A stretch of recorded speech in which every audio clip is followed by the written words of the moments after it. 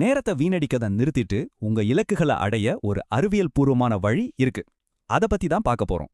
ஒரு கேள்வியோட ஆரம்பிக்கலாம். நாளைக்கு நீங்க எழும்பவே முடியாது, அதுக்கு பதிலா 1 கோடி ரூபாய் தரேன்னு சொன்னா என்ன பண்ணுவீங்க? இதுக்கு என்ன அர்த்தம்னா, ஒவ்வொரு காலையும் 1 கோடியை விட மதிப்பு அதிகம். உங்களுக்கு தினமும் 86,400 வினாடிகள் கிடைக்குது, அது சேமிக்கப்படாது.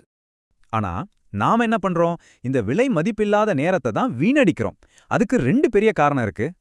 ஒன்னு எனர்ஜி இல்லாம மூடே இல்லைன்னு சொல்றது, இன்னொன்னு என்ன பண்றதுனே தெரியலன்னு ஒரு தெளிவான நோக்கம் இல்லாதது.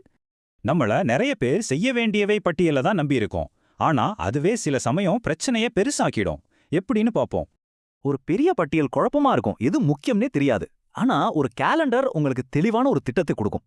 அப்போ இதுக்கு என்னதான் தீர்வு? உலகத்தில் இருக்கிற வெற்றிகரமான மக்கள் பயன்படுத்துற ஒரு சூப்பரான டெக்னிக்க ஹார்வர்ட் ஆராய்ச்சி சொல்லுது.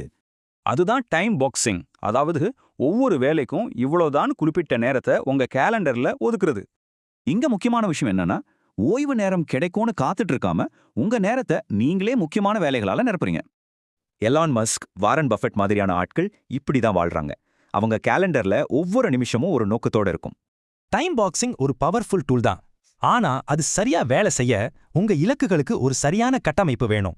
உங்க இலக்குகளை எப்படி டைம் பாக்ஸ்ல கச்சிதமா ஃபிட் பண்றது? அதுக்கு ஒரே வழி அதை ஸ்மார்ட் ஆக்குறது தான். ஸ்மார்ட் கட்டமைப்பு உங்க இலக்குகளை ரொம்ப தெளிவா செயல் வடிவத்துக்கு ஏத்த மாதிரி மாத்தும். திட்டமிடுறதுக்கு இது ரொம்ப பர்ஃபெக்ட். முதல்ல எஸ் ஃபார் ஸ்பெசிஃபிக். படிக்கணும்னு சொல்லாம பிசிக்ஸ்ல 3வது சாப்டர் முடிக்கணும்னு தெளிவா இருங்க. அடுத்து எம் ஃபார் மெஷரபிள். ஒரு வேலையை முடிக்க எவ்வளவு நேரம் ஆகும்னு தெரிஞ்சாதான் கேலண்டர்ல பிளாக்கே பண்ண முடியும். அப்புறம் ஏ ஃபார் அச்சீவபிள்.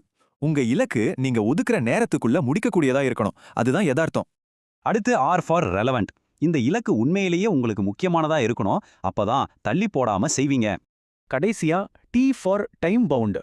ஒவ்வொரு வேலைக்கும் ஒரு ஸ்டார்டிங் டைம், எண்டிங் டைம் கண்டிப்பா இருக்கணும். அப்போதான் அது ஒரு டைம் பாக்ஸ். இப்போ உங்க ஸ்மார்ட் இலக்குகளை இப்படி கேலண்டர்ல பிளாக்கா போடுங்க. படிப்பு, சைட் ப்ராஜெக்ட்னு ரெண்டையும் பேலன்ஸ் பண்ண இது ஒரு சூப்பர் டெம்ப்ளேட்.